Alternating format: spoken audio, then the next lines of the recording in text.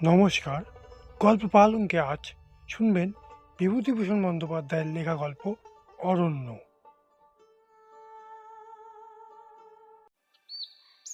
বেশি দিনের কথা নয়, গত ফাল্গুন মাসের কথা।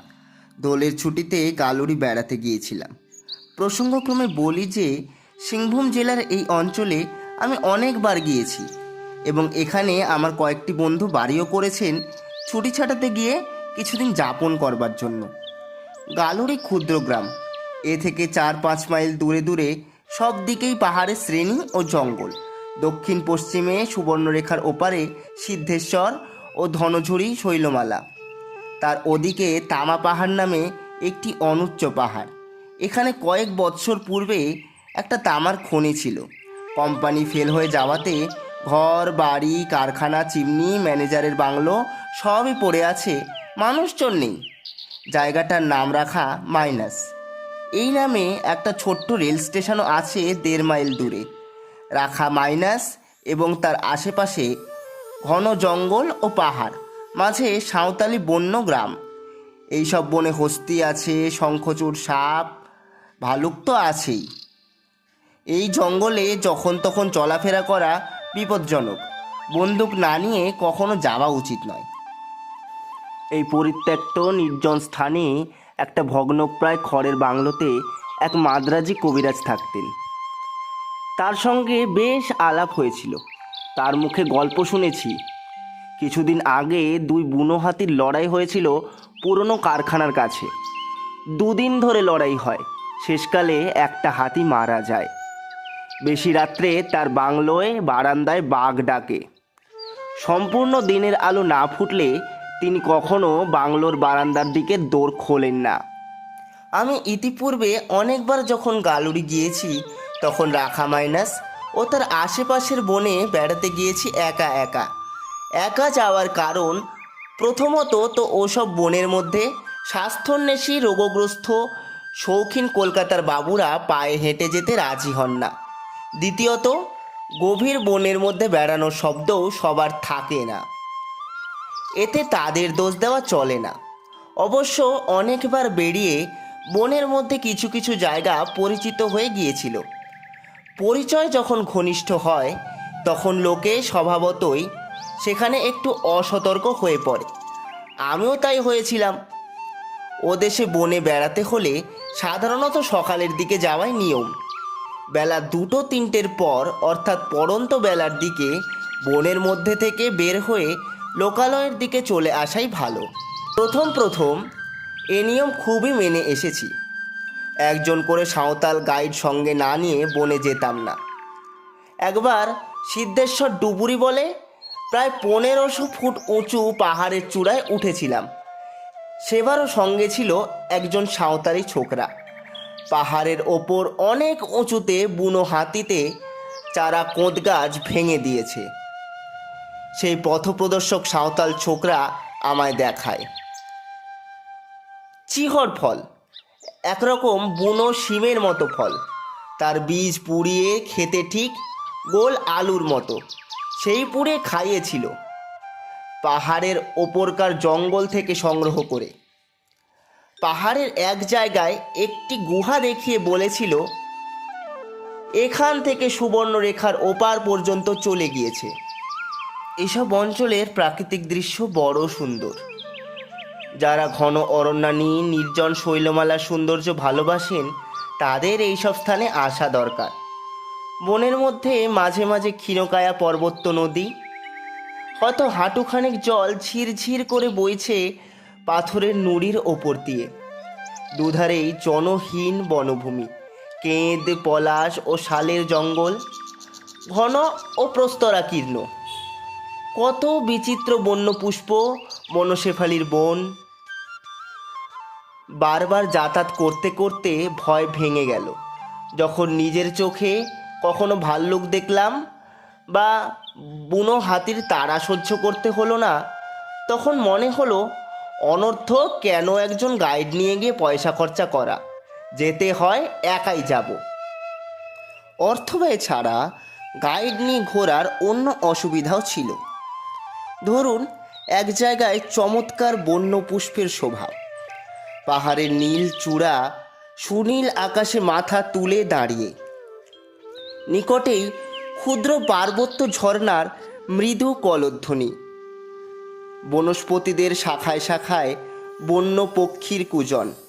আমার মনে হলো এখানে অদূরবর্তী শিলাখণ্ডে পিয়াল গাছের স্নিগ্ধ ছায়ায় কিছুক্ষণ চুপ করে বসে থাকি, আপন মনে প্রকৃতির এই নিরলা রাজ্যে বসে বনবিহক কাকলি শুনি। কিন্তু গাইড দুদণ্ড স্থির হয়ে বসতে দেবে না, বলবে, বাবুজি, ও বাবুজি, চলো চলো, এখান থেকে চলো। এক জায়গায় এত সময় নষ্ট করলে হবে না, এখনো অনেক পথ বাকি আছে যে। তাছাড়া সঙ্গে লোক থাকলে মনের সে শান্ত সমাহিত ভাবও আসে না। এই কারণে ইদানিং একাই বেড়াতে যেতাম বনের মধ্যে। কিন্তু যে ঘটনার কথা এখানে বলবো তার পূর্বে সুবর্ণরেখার ওপারে 2-3 মাইল ছাড়া একা খুব বেশি দূরে যাইনি। বড়জোর গিয়েছি সিদ্ধেশ্বর পাহাড় শ্রেণীর পাদদেশ পর্যন্ত গিয়েছি, আবার বেলা পড়বার আগেই সুবর্ণরেখার তীরে ফিরে এসেছি। দোলের ছুটিতে এবার গালুড়ে গিয়ে দেখি অপূর্ব নির্মেঘ নীল আকাশ, বনে বনে শালমঞ্জুরির সুগন্ধ, নব বসন্তে নতুন কচি পাতা ওঠা শাল, কেঁদ পিয়াল মহুয়া গাছে গাছে কুঁড়ি দেখা দিয়েছে। বসন্তের বন্য এসেছে পাহাড়ি ঝর্ণার মতো নেমে, বিচিত্র বর্ণে বিচিত্র সজ্জায় বনে বনে। একজন বৃদ্ধ সাঁওতালের মুখে শুনেছিলাম 5 মাইল দূরে বনের মধ্যে এক জায়গায় একটা ছোটোখাটো জলপ্রপাত আছে। জায়গাটার নাম নিশি ঝর্ণা। সেখানে নাকি বন আরও ঘন, পথে এক জায়গায় পুরনো আমলের একটা দেউল আছে ইত্যাদি। জায়গাটা দেখবার খুব ইচ্ছে হলো। দোলের আগের দিন বেলা 10টার মধ্যে কিছু খেয়ে নিয়ে জায়গাটার উদ্দেশ্যে বার হয়ে পড়লাম। শীঘ্রই সুবর্ণরেখা পার হয়ে গিয়ে রাখা মাইনাসের পথ ধরলাম, মুসাবনি রোড, যেখানে রাখা মাইনাসের 4 নম্বর শ্যাফটের গভীর বনের মধ্যে গালুড়ির পাকা রাস্তার সঙ্গে মিশেছে। সেখানে পৌঁছতে বেলা প্রায় 11:30 বেজে গেল। তারপর বাঁধা সড়ক ছেড়ে গিয়ে বাঁ দিকে কুলামরৌ বলে একটা ক্ষুদ্র বনগ্রাম পার হয়ে গিয়ে পায়ে চলা সুড়িপথ ধরে ধনঝড়ি পাহাড়ের নিচকার ঘন বনের মধ্যে। পথ যে আমার একেবারে অপরিচিত তা নয়, আর বেশি দূর অগ্রসর না হলেও কুলামরৌ গ্রামের সাঁওতালি উৎসবে সাঁওতালি নৃত্য দেখতে এর আগেও একবার এসেছি। সুতরাং আমার মনে দ্বিধা বা ভয় থাকবার কথা নয়, ছিলও না। কুলামরৌ পিছনে ফেলে চলেছি। আমার ডাইনে ঝনঝরি পাহাড়, সরু বনের পথে সমান্তরালভাবে যেন বরাবর চলছে, উত্তর পশ্চিম কোণ থেকে দক্ষিণ পূর্ব কোণের দিকে। বন ক্রমশ গভীর থেকে গভীরতর হচ্ছে তা বেশ লক্ষ্য করছি। কিছু দূর গিয়ে বাঁ দিক থেকেও একটা শৈলশ্রেণী যেন ক্রমশ ধনঝড়ির গায়ে মেজবার চেষ্টা করছে। যে অরণ্যবৃত উপত্যকা দিয়ে আমি চলেছি সেটা যেন ক্রমশ সংকীর্ণ হয়ে আসছে। আমার জানা ছিল এই পথটা বনের মধ্যে দিয়ে গিয়ে এক জায়গায় ধনঝড়ি পাহাড় পার হয়ে ওপারে চলে গিয়ে আবার মুসাবনি রোডের সঙ্গে মিশেছে। সুতরাং মনে মনে কোনো উদ্বেগ ছিল না। জানি যেতে যেতে আপনা আপনি মুসাবনি রোডে পড়বই। নিশি ঝর্ণা কোথায় আমার জানা ছিল না। আমি বনের মধ্যে যেতে যেতে কান খাড়া করে আছি, কোথাও কোনো ঝর্ণার শব্দ পাওয়া যায় কি না। এক জায়গায় সত্যিই শব্দ পাওয়া গেল জলে। ছুরিপথটা ছেড়ে নিবিড়তর বনের মধ্যে ঢুকে দেখি একটি ক্ষুদ্র পার্বত্য নদী উপল রাশির ওপর দিয়ে বয়ে চলেছে। তার দুধারে এক প্রকার বন্য গাছ, অজস্র বেগুনি রঙের ফুল ফুটে আছে। স্থানটি যেমন সুন্দর তেমনই স্নিগ্ধ। কতক্ষণ বসে রইলাম একটা শিলাখণ্ডে, উঠতে যেন ইচ্ছে করে না। কিন্তু এই বনে থাকা তখন যে উচিত ছিল না তা তখন বুঝিনি। প্রথমত তো বনের ওসব নিভৃত স্থানে, বিশেষ করে যেখানে জল থাকে সেখানে বাঘ থাকা বিচিত্র নয়। দ্বিতীয়ত বেলা গেল, পথ তখনও কত বাকি সে সম্বন্ধে আমার কোনো ধারণা ছিল না, অথবা ধারণা থাকলেও ভুল ধারণা ছিল। যখন আবার সুড়ি পথটায় উঠলাম তখন বেলা বেশ পড়ে এসেছে। বনের মধ্যে এই অংশের শোভা অবর্ণনীয়। প্রথমে বসন্তে কত কি যে বনের গাছের মাথা আলো করে রেখেছে, ধনঝড়ির নীল সানুদ্দেশ। একদিকে খাড়া হয়ে উঠেছে ডাইনে, শালমঞ্জুরির সুবাসে উপত্যকার বাতাস নিবিড় হয়ে উঠেছে। বেলা পড়বার সঙ্গে সঙ্গে সে গন্ধটি যেন আরও বাড়ছে। কতক্ষণ আনমনে চলেছি, সুড়িপথটাও কখন হারিয়ে গেছে খেয়াল ছিল না। হঠাৎ দেখি আমার সামনেই ধনঝুরি পাহাড়ের খুব উঁচু অংশ।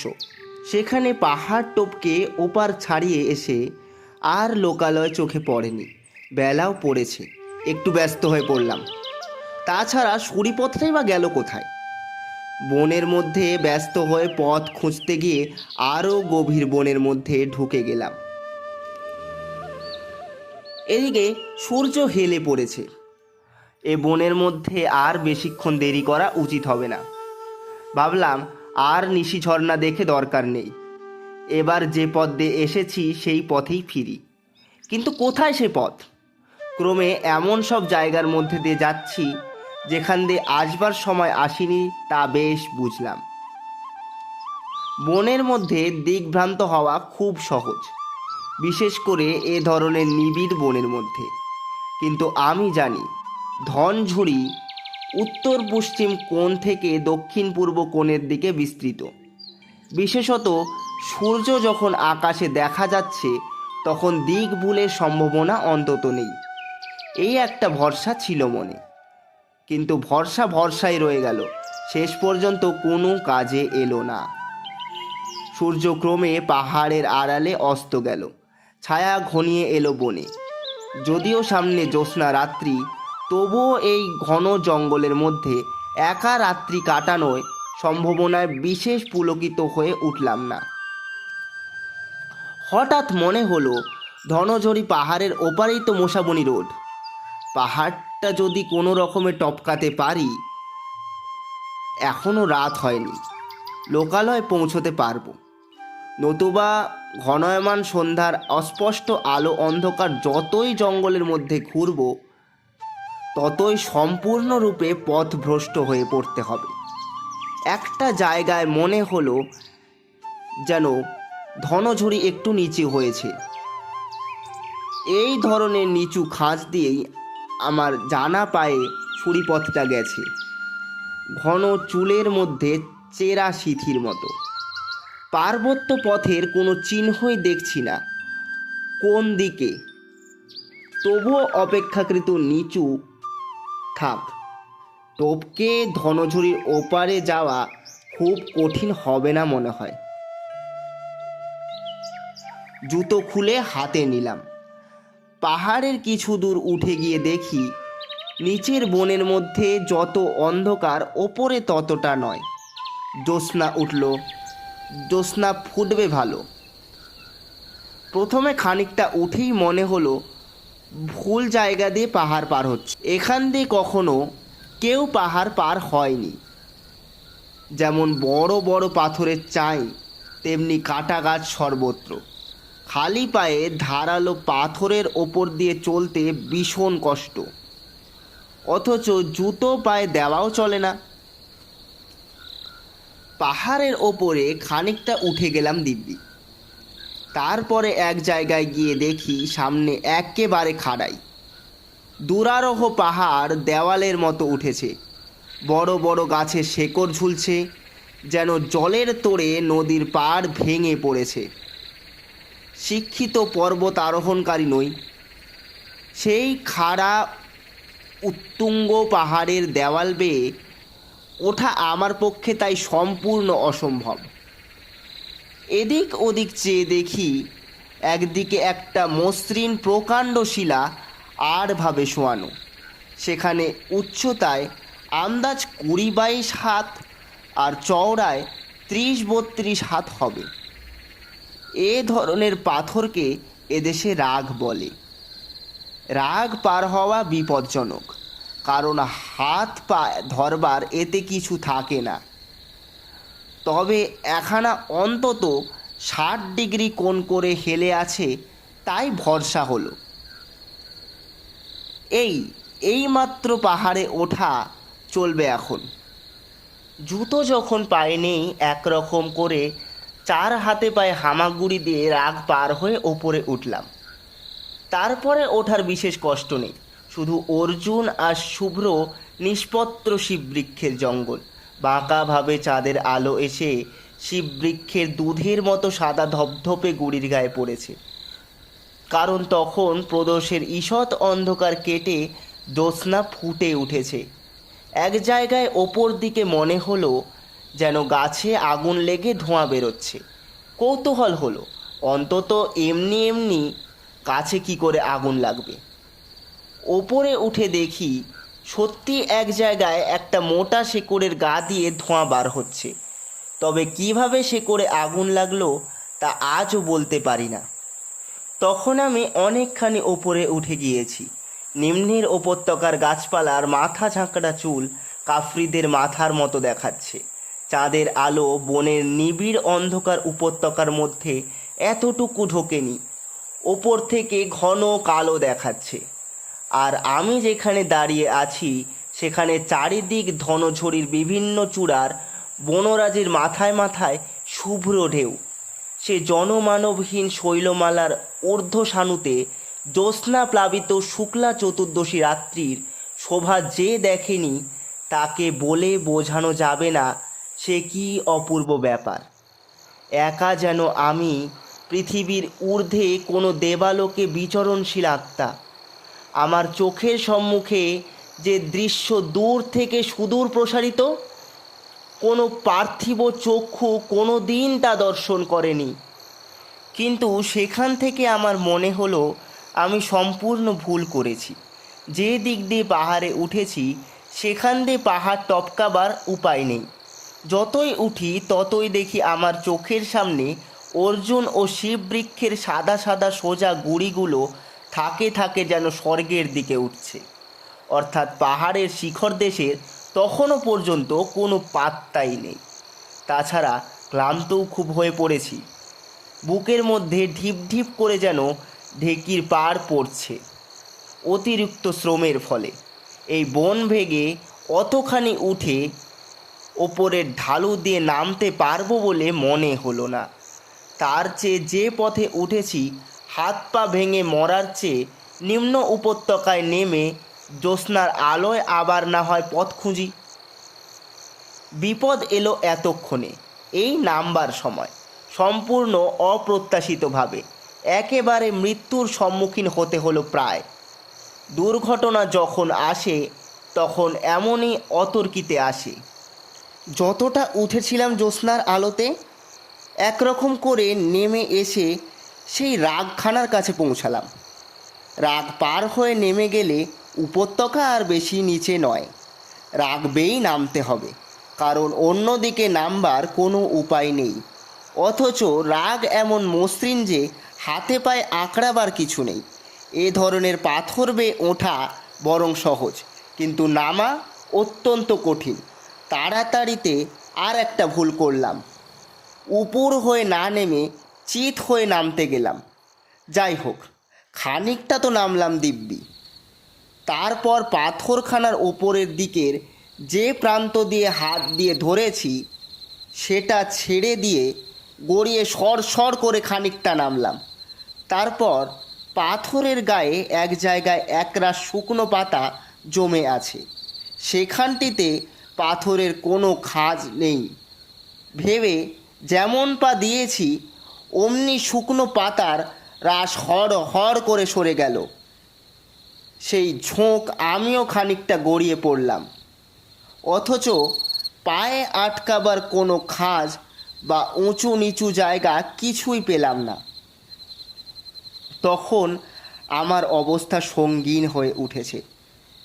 কোথাও কিছু ধরবার নেই, স্লেটের মতো মসৃণ পাথরখানার জায়গায়। আমি চিত হয়ে সম্পূর্ণ অসহায় অবস্থায় তার ওপর শুয়ে আছি, আর আঙ্গুল টিপে বা সামান্য কিছু ধরে আছি। সেটা ছেড়ে দিলেই নিচের দিকে গড়িয়ে পাথরের নুড়ির স্তূপের ওপর গিয়ে পড়ব। সে পাথরের স্তূপ অন্তত 30 ফুট নিচে। তার ওপর পড়লে তীক্ষ্ণ ধারালো অসমান পাথরখণ্ডে বিষমভাবে আহত হতে হবে। তারপর হাত পা ভেঙে পড়ে থাকলে সে জনশূন্য পাহাড়ের ওপরে কেই বা উদ্ধার করছে। এ অবস্থায় মৃত্যু ঘটা বিচিত্র কি? যখন আমি বুঝলাম আমি খুব বিপদগ্রস্ত, তখন হাত পায়ে যেন আর বল নেই। আঙুলে টিপে ধরব কি? আঙুলই অবশ্যই এসেছে। এইভাবে আর কিছুক্ষণ কাটলেই গড়িয়ে নিচে পড়ে যাব এবং সাংঘাতিক আহত হব। তখন মনে হলো ওঠবার সময় পাথরখানার এই অংশ দিয়ে উঠিনি, কোন ঘেঁষে উঠেছিলাম। সেখানে নিচে ছোট বড় অসমান শিলাখণ্ডের ধাপ মতো ছিল। তখন দিনের আলো ছিল বলে দেখে শুনে ওঠবার সুবিধা ছিল। এখন রাতে, বিশেষ করে ওপরের দিক থেকে নামবার সময় অতটা বুঝতে পারিনি। উদ্ভ্রান্তের মতো চারিদিকে চাইলাম। ডোবার পূর্ব মুহূর্তে মুহ্যমান ব্যক্তি যেমন কোনো আশ্রয় খোঁজে, তেমনি হঠাৎ নজরে পড়ল হাতখানেক দূরে একটা অর্জুন গাছের মোটা শেকড় ওপরের একখানা শিলাখণ্ডের ফাটল থেকে বার হয়ে ঝুলছে। মরিয়ার মতো সাহসে ঝোঁক দিয়ে দাঁড়িয়ে উঠে সেই শেকড়টি আঁকড়ে ধরতে গেলাম এবং ধরেও ফেললাম। এতে নিজেকে আরও বিপন্ন করেছিলাম, কারণ শেকড় হাতের নাগালে না এলে তাল খেয়ে পড়ে গিয়ে সজোরে নিচের দিকে প্রস্তর রাশির ওপরে চূর্ণ হয়ে যেতাম। ধীরে ধীরে গড়িয়ে পড়লে হয়তো চোট খেয়ে বেঁচে যেতাম, এতে কিন্তু বাঁচবার সম্ভাবনা আদৌ ছিল না। রাগ থেকে শিকড় ধরে নেমে এসে সর্বাঙ্গ দিয়ে যেন ঝাল বেরোচ্ছে বলে মনে হলো। নিশ্চিত দুর্ঘটনার হাত থেকে পরিত্রাণ পেলে যেমন হয় মানুষের। কিছুক্ষণ বসে বিশ্রাম করে হাত পায়ের অবশ ভাবটা কাটিয়ে আবার নামতে আরম্ভ করলাম এবং 15 মিনিটের মধ্যেই ধনঝড়ের উপত্যকার সমতল ভূমিতে পা দিলাম। তখন আমার মনে সাহস বেড়ে গিয়েছে। গুরুতর দুর্ঘটনার হাত থেকে মুক্তি পেয়ে সমতল ভূমিতে কোনো বিপদই আমার কাছে আর বিপদ নয়। তখন রাত আন্দাজ 10টা হবে মনে হলো। জ্যোৎস্না খুব ফুটেছে। বনের মধ্যে আগের মতো অত অন্ধকার নেই। প্রথমে সেই পার্বত্য নদীর ধারে এসে পৌঁছলাম তার জলের কলধ্বনি শুনে। জল পান করে ও মাথায় মুখে জল দিয়ে শরীর ও মন সুস্থ হলো। মনে তখন ভয় বা উদ্বেগ আদৌ নেই। সুতরাং ধীর মস্তিষ্ক নিয়ে খুঁজতে খুঁজতে সেই সুড়িপথটা প্রায় আধ ঘন্টা পরে বার করলাম। কুলামড়ো যখন এসে পৌঁছেছি তখন রাত 12টার কম নয়। গ্রাম নিশুতি হয়ে গেছে বহুক্ষণ। আমার দেখে গ্রাম্য কুকুরের দল মহা ঘেউ ঘেউ শুরু করলে। একটা ঘরের দাওয়ায় লোকেরা শুয়েছিল। কুকুরের ডাক শুনে তারা জাগলো। আমায় দেখে খুব আশ্চর্য হয়ে গেল। ওদের মধ্যে কেউ কেউ আমায় বনের মধ্যে যেতে দেখেছিল দুপুরের পরে। বললে, খুব বেঁচে গিয়েছিস বাবু, শঙ্কচূড় সাপের হাতে পড়লে আর বাঁচতিস নে। ধনজিরি বনে বহু শঙ্কচূড় সাপের ভয়। রাতটা সে গ্রামে কাটিয়ে সকালের দিকে সুবর্ণরেখা পার হয়ে গালুড়িতে ফিরে এলাম।